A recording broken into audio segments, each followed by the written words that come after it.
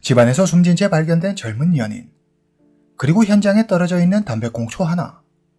경찰은 DNA 감식을 통해 용의자 2명을 특정합니다. 이제 곧 사건은 해결될 것처럼 보였습니다. 하지만 경찰 수사가 진행되면 될수록 이 사건은 그리 간단한 사건이 아니라는 것을 깨닫게 됩니다. 오늘 이야기 시작하겠습니다. 미국 중서부 오하이오주 서북부에 위치한 톨리도. 인구 약 27만 명이 살고 있는 항구 도시로 유리공업이 발달하여 유리도시라고 불리기도 합니다. 오늘 사건의 주인공 조니 클락. 1990년에 태어난 조니는 당시 21살이었습니다. 조니는 그 또래 아이들이 그러하듯 친구들과 어울려 다니는 것을 좋아하고 몸 만들기에 관심이 많아 헬스에 진심이었죠. 오늘 사건의 또 다른 주인공 리사 스트라브. 조니의 여자친구로 성격이 밝은 리사는 주위에 친구가 많았습니다. 리사의 집은 꽤 부유한 편에 속했죠. 조니와 리사는 파티에서 만나 서로 호감을 가지게 되었고 곧 연인으로 발전합니다. 두 사람의 부모 역시 상대를 마음에 들어 했고 이들은 얼마 지나지 않아 약혼을 합니다. 학교 수업이 끝나면 리사는 교외에 있는 한 레스토랑에서 아르바이트를 했습니다. 조니는 매일 아르바이트 끝나는 시간에 맞춰 차를 타고 리사를 데리러 갔죠. 두 사람의 얼굴에는 웃음이 떠나지 않았습니다. 친구들도 이 아름다운 커플을 무척 부러워했습니다. 어느 깊은 겨울밤, 행복만 가득할 것만 같았던 이 두 사람에게 예기치 못한 불행이 찾아옵니다. 이들에게 무슨 일이 일어난 건지 함께 2011년 1월 30일로 가보겠습니다. 2011년 1월 30일 일요일, 미국 오하이오주 톨리도. 며칠째 바람이 매서운 추운 날이 계속되고 있습니다. 창밖에는 흰눈이 펑펑 내리고 있었죠. 오늘은 미국 프로풋볼 올스타전이 열리는 날입니다. 저녁, 조니는 친구들과 함께 친구 집에서 올스타전 경기를 보고 있습니다. 밤 10시. 곧 있으면 조니의 여자친구 리사의 퇴근 시간입니다.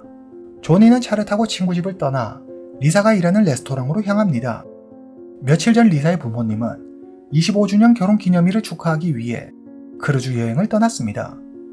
부모님이 여행을 가신 동안 집에 리사 혼자만 있기 때문에 조니는 리사의 부모님이 안 계신 동안 리사의 집에서 함께 지내기로 합니다. 리사의 집은 톨리도 북서쪽에 있는 롱에클린에 있습니다. 이 지역은 톨리도에서도 부자 동네로 유명한 곳이죠. 리사의 집은 2층으로 된 단독주택으로 뒷뜰에는 수영장이 있습니다. 이것은 리사의 집 1층 설계도입니다. 여기가 현관문 입구고 그 앞으로 2층으로 올라가는 계단이 있습니다. 오른쪽은 다이닝 룸입니다. 그리고 이 문을 지나면 바로 주방이죠. 주방에는 테이블과 의자 몇 개가 있습니다. 여기는 차고입니다. 주방과 차고는 서로 이어져 있습니다. 여기 나무로 된 문을 통해 출입할 수 있죠. 주방 옆 여기는 거실입니다. 거실에는 소파와 텔레비전이 놓여 있습니다. 다시 현관으로 가 2층으로 올라가는 계단으로 가보겠습니다. 이것은 리사의 집 2층 설계도입니다. 이곳이 리사의 부모님이 사용하는 침실입니다. 2층 마지막 오른쪽에는 리사의 방이 있습니다. 그리고 여기 화장실이 있습니다. 여기는 평소 잘 사용하지 않는 작은 방이 있습니다. 밤 10시 41분. 조니와 리사는 집으로 돌아와 친구 티파니와 잭에게 연락합니다. 헤이, 우리 당구 한 게임 어때? 티파니와 잭은 좋다며 같이 놀자고 합니다. 조니는 두 사람에게 데리러 갈 테니 기다리라고 말합니다. 도착할 시간이 한참을 지나도 조니는 오지 않았습니다. 티파니가 조니에게 전화합니다. 그런데 조니가 전화를 받지 않습니다. 티파니는 뭔가 이상하다는 생각에 잭에게 연락해 함께 리사의 집으로 가보자고 합니다. 리사의 집 앞에 도착한 티파니와 잭은 초인종을 누릅니다. 하지만 안에서는 아무 기척이 없습니다. 다시 두 사람이 세게 현관문을 두드려 보지만 아무 반응이 없습니다. 불안해진 티파니와 잭은 조니의 집으로 가 조니의 부모님께 자초지종을 설명합니다. 그러나 조니의 부모님 역시 조니가 어디에 있는지 알지 못했습니다. 걱정이 된 조니의 어머니는 조니의 휴대폰으로 수십 통 전화를 걸어보지만 조니는 전화를 받지 않았습니다. 불안해진 조니의 부모님은 리사의 집으로 갑니다. 리사의 집은 군데군데 불이 켜져 있었습니다. 조니의 어머니가 창문으로 거실을 들여다보니 텔레비전이 켜져 있었습니다. 하지만 조니와 리사의 모습은 보이지 않았습니다. 조니의 부모님이 현관문을 두드리며 애타게 아들 조니의 이름을 불러보지만 안에서는 아무 소리도 들리지 않았습니다. 밤은 더 깊어가고 거센 바람과 함께 눈보라가 몰아칩니다. 새벽 1시 21분. 조니의 어머니는 더 이상 이대로 가만히 기다리고만 있을 수 없었습니다. 뭔가 잘못된 게 분명했습니다. 그녀는 경찰에 신고합니다. 몇 분 후 신고를 받고 출동한 경찰이 리사의 집에 도착합니다. 그들은 바로 리사의 집 주변을 조사합니다. 하지만 눈이 계속 쌓여 사람의 발자국이나 집에 강제로 침입한 흔적 등을 찾을 수 없었습니다. 경찰은 말합니다. 별 수상한 건 없네요. 큰일은 아닌 듯해요. 다른 데서 놀고 있는 건 아닐까요? 경찰은 조니의 부모를 안심시키고 다시 경찰서로 돌아갑니다. 경찰의 말에 한숨 돌린 조니의 부모는 집으로 돌아가려고 합니다. 그러자 친구 티파니가 말합니다. 같이 놀자고 해놓고 이렇게 연락이 안 되는 게 이상해요. 그냥 이렇게 가기에는 좀... 조니의 부모, 티파니와 잭 이렇게 네 사람은 다시 리사의 집 주변을 살펴보기로 합니다. 집 주변을 살피던 중 블라인드가 살짝 쳐져 있는 창문을 발견합니다. 그 틈새로 집안을 들여다보는데 바닥에 조니의 휴대폰이 떨어져 있었습니다. 새벽 2시 27분. 조니의 어머니는 다시 경찰서에 전화합니다. 잠시 후 경찰이 도착하고 경찰은 약 30분가량 리사의 집 주변을 다시 살펴봅니다. 그러나 여전히 수상한 점을 찾을 수 없었습니다. 경찰 한 명이 걱정스러운 얼굴로 서 있는 조니의 아버지에게 다가와 말합니다. 어떤 수상한 점을 발견하지 못한 이상 우리 경찰이 집 안으로 들어가 조사할 수는 없어요. 정말 걱정이 되면 우리가 여길 떠난 뒤 직접 들어가 보시는 건 어때요? 경찰은 다시 경찰서로 돌아갑니다. 경찰이 떠난 뒤 조니의 아버지는 직접 리사의 집으로 들어가 보기로 합니다. 그는 있는 힘껏 문을 발로 걷어차 집 안으로 들어갑니다. 조니의 어머니 티파니와 잭이 그를 뒤따라 들어갑니다. 집안은 고요한 적막감만이 감돌았습니다. 네 사람은 흩어져 리사와 조니를 찾습니다. 잠시 후 주방에서 잭이 소리칩니다. 여기요! 빨리 와보세요! 주방에는 남자와 여자가 머리에 비닐봉지가 씌어진 상태로 쓰러져 있었습니다. 조니의 아버지는 떨리는 손으로 비닐봉지를 벗깁니다. 그들은 조니와 리사였습니다. 두 사람은 숨을 쉬지 않았습니다. 조니의 어머니는 바로 911에 전화합니다. 오 마이 갓! 빨리 와주세요! 우리 아들이 숨을 쉬지 않아요! 빨리요! 잠시 후 911 대원과 경찰이 함께 도착합니다. 그들은 차고와 연결된 문 쪽으로 머리를 둔 채 비스듬히 누워있는 조니를 발견합니다. 조니의 두 손과 발은 검은색 테이프로 결박되어 있었고 그의 배 위에는 지갑이 놓여 있었는데 누가 현금을 모두 빼간 듯 했습니다. 리사 역시 검정색 테이프로 두 손과 발이 결박된 채 조니의 옆에 있었습니다. 이 문에서 부엌까지 2명 중 1명을 끌고 온 자국이 뚜렷하게 남아 있었습니다. 여기 나무로 된 문은 살짝 휘어져 있었고 자물쇠는 완전히 망가져 있었습니다. 경찰은 주방 모퉁이에서 담배꽁초 하나를 발견합니다. 2층 리사 부모님의 침실은 엉망진창이었습니다. 침대는 다른 데로 옮겨져 있었고 서랍은 열려 있었으며 방바닥은 온갖 물건들이 어지럽게 널브러져 있었습니다. 또 화장대 위에는 보석함이 있었는데 안의 귀금속은 모두 사라지고 텅 비어 있었습니다. 리사 방의 자물쇠와 문틀은 파손돼 있었고 방 열쇠가 나무 서랍 위에 올려져 있었습니다. 방 안 서랍은 모두 열려 있고 북박이장 옷들은 바닥에 흩어져 있었습니다. 침대 위에는 리사의 지갑에 놓여 있었는데 돈은 모두 없어진 상태였습니다. 주방, 리사 부모의 방, 그리고 리사의 방 말고는 다투거나 물건을 뒤진 흔적은 없었습니다. 혈흔이나 지문도 발견되지 않았죠.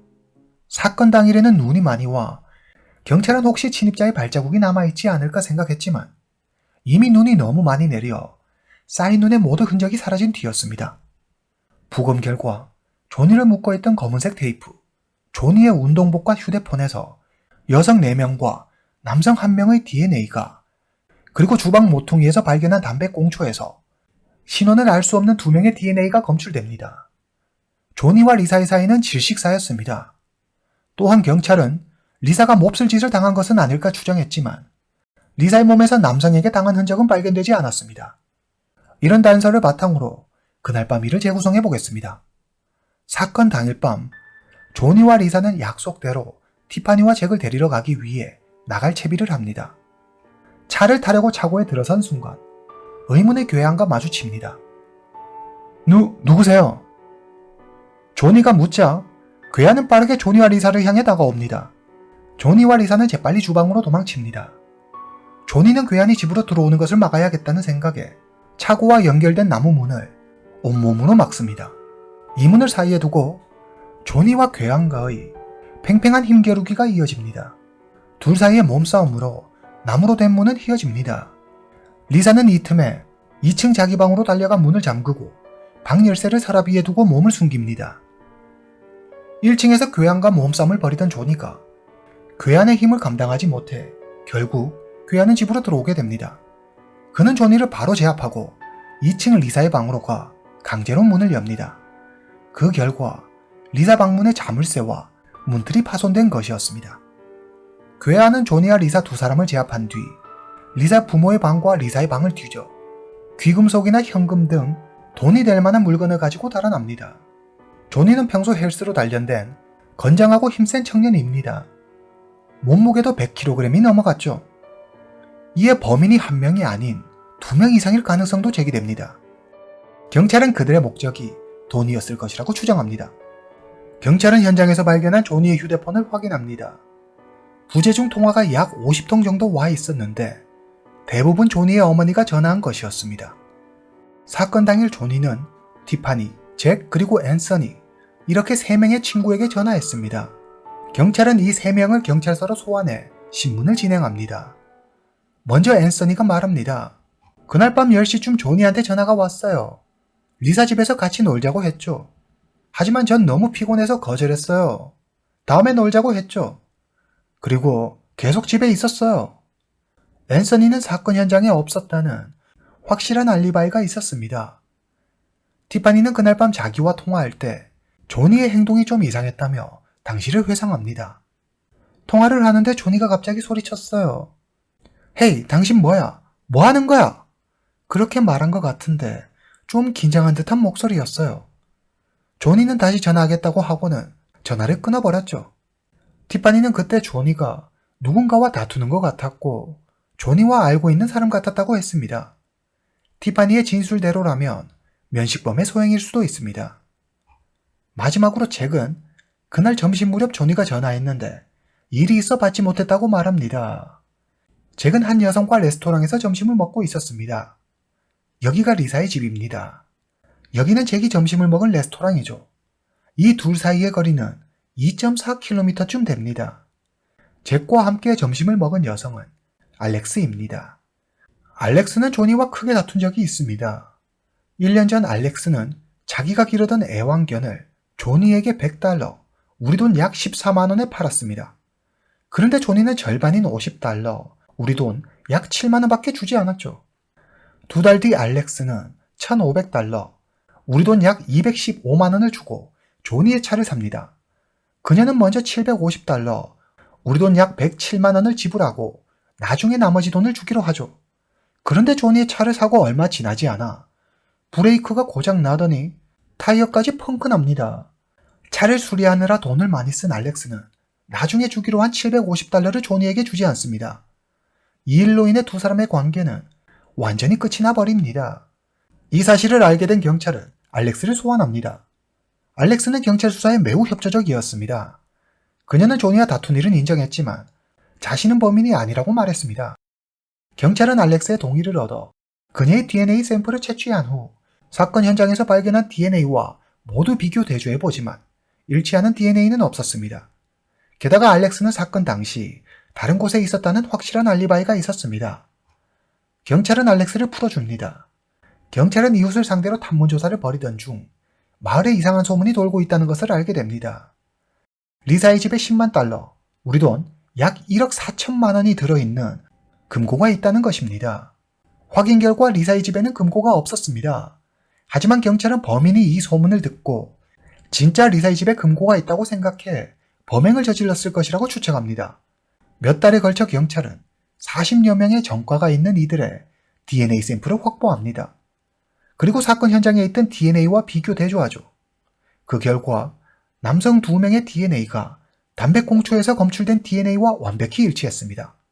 샘 윌리엄스, 당시 나이 24세. 그는 리사의 집에서 20km 떨어진 곳에 살고 있습니다. 카메오 페타웨이, 당시 나이 19세. 그는 리사의 집에서 19km 떨어진 곳에 살고 있습니다. 경찰은 샘과 카메오를 가장 유력한 용의자로 지목하고 두 사람의 행적을 쫓기 시작합니다. 사건 발생 8개월 후 2011년 9월 22일 경찰은 용의자 중 한 명인 샘을 체포합니다. 그는 처음부터 경찰의 물음에 답변을 계속 거부하며 경찰 조사에 매우 비협조적이었습니다. 샘은 피해자인 조니와 리사가 누군지 모른다며 자신은 이 사건과 관계가 없다고 말합니다. 1월 10일 사건 당시 당신은 어디에 있었죠? 경찰이 묻자 샘이 말합니다. 8개월 전 일을 어떻게 기억하겠어요? 너무 오래전 일이라 정확히 기억나지는 않지만 아마 친척 동생과 친구들이랑 5명이 톨리도에 있는 바텀 라인 바에서 술을 마시며 풋볼 올스타전을 봤을 거예요. 하지만 샘은 술에 너무 취해 계속 바에 있었는지에 대해서는 잘 기억이 나지 않는다고 했습니다. 그림을 보면 여기가 샘이 술을 마신 바입니다. 그리고 여기가 리사의 집이죠. 바에서 리사의 집까지는 차를 타고 약 15분 정도 걸립니다. 사건 당일 미국 프로풋볼 올스타전은 저녁 7시에 시작해 밤 10시 45분에 끝났습니다. 경찰은 휴대폰 위치 추적을 통해 샘이 밤 10시 27분에 바텀 라인바 근처에 있었다는 것을 확인합니다. 경찰은 조니와 리사가 그날 밤 10시 41분쯤 괴한에게 습격을 받았을 것이라고 추정했습니다. 그렇다면 샘이 범행을 저지를 시간적 여유가 충분했습니다. 경찰은 그날 샘과 함께 술을 마신 4명의 일행을 찾아갑니다. 경찰이 묻습니다. 바에 설치된 CCTV에는 당신들 모습이 보이지 않던데 어떻게 된 일이죠? 그들은 펄쩍 뛰며 말합니다. 우리는 입구 쪽에 앉아 술을 마셨어요. 사실 바텀 라인 바에는 CCTV가 없습니다. 경찰은 이들의 반응을 떠보기 위해 거짓말을 한 거였죠. 이들의 반응으로 보아 그날 저녁 진짜 바텀 라인 바에 있었던 것으로 보입니다. 우리는 그날 새벽 1시까지 술을 마시고 다른 바로 갔어요. 경찰이 다시 묻습니다. 그럼 샘은 그날 밤 내내 당신들과 함께 있었나요? 아니요. 한동안 자리를 비웠어요. 근데 시간은 잘 기억나지 않아요. 경찰의 의심은 더욱 커져갑니다. 이때 경찰은 또 다른 용의자 카메오를 찾아냅니다. 샘과 카메오는 굉장히 가까운 친구 관계였습니다. 사건 당일 새벽 2시 38분에서 새벽 3시 27분 사이에 샘은 카메오에게 전화를 6통이나 합니다. 경찰이 사건 현장에서 발견한 담배꽁초에서 두 사람의 DNA가 함께 나온 이유를 묻자 샘이 말합니다. 카메오와 전 완전 매프예요. 우리는 늘 담배 하나로 같이 피우죠. 그래서 그런 걸 거예요. 하지만 샘은 담배꽁초가 왜 사건 현장에 있었는지에 대해서는 설명하지 못합니다. 경찰은 1급 살해 혐의로 샘과 카메오를 기소합니다. 2012년 7월 해당 사건에 대한 재판이 열립니다. 경찰은 에릭이라는 남성을 재판의 증인으로 내세웁니다. 에릭은 샘과 같은 교도소에 수감됐던 재소자 중 한 명입니다. 그는 샘이 조니와 리사의 목숨을 빼앗았다고 말했으며 2명의 공범이 더 있다고 말했다고 했습니다. 하지만 샘은 그런 말을 한 적이 없다고 반박합니다. 샘은 펄쩍 뛰며 억울함을 토로합니다. 너무 억울해요. 담배꽁초가 왜 그곳에 있었는지 정말 모르겠어요. 이건 진짜 말도 안 되는 모함이에요. 한 달 뒤 2012년 7월 27일 재판부는 샘에게 가석방 없는 무기징역을 선고합니다. 재판이 끝난 뒤 샘은 언론과의 인터뷰에서 자신의 결백을 주장합니다. 난 진짜 범인이 아니에요. 꼭 진실이 밝혀질 거예요. 또 다른 용의자 카메오는 당시 사건 현장에 없었다는 확실한 알리바이가 있었습니다. 담배꽁초에서 그의 DNA가 검출되기는 했지만 증거 불충분으로 무혐의 처분을 받습니다. 이 사건을 알고 있는 많은 사람들은 샘 말고도 또 다른 공범이 존재한다고 믿고 있습니다. 사건 현장에서 담배꽁초 외에 검은색 테이프, 운동복, 휴대폰에서 신원을 알 수 없는 5명의 DNA가 발견됐습니다. 하지만 그들의 정체는 밝혀지지 않았죠. 만약 샘이 공범의 정체를 밝힌다면 감형의 기회가 주어질 수도 있습니다. 하지만 샘은 지금까지 아무 말도 하고 있지 않습니다. 이 사건은 샘이 정말 혼자 저지른 일일까요? 아니면 공범이 존재할까요? 샘이 정말 범인이 맞긴 한 걸까요? 여러분의 생각은 어떠신가요? 사건의 모든 전말이 하루빨리 밝혀졌으면 좋겠습니다. 오늘 이야기는 여기까지입니다. 다음 시간에 뵙겠습니다.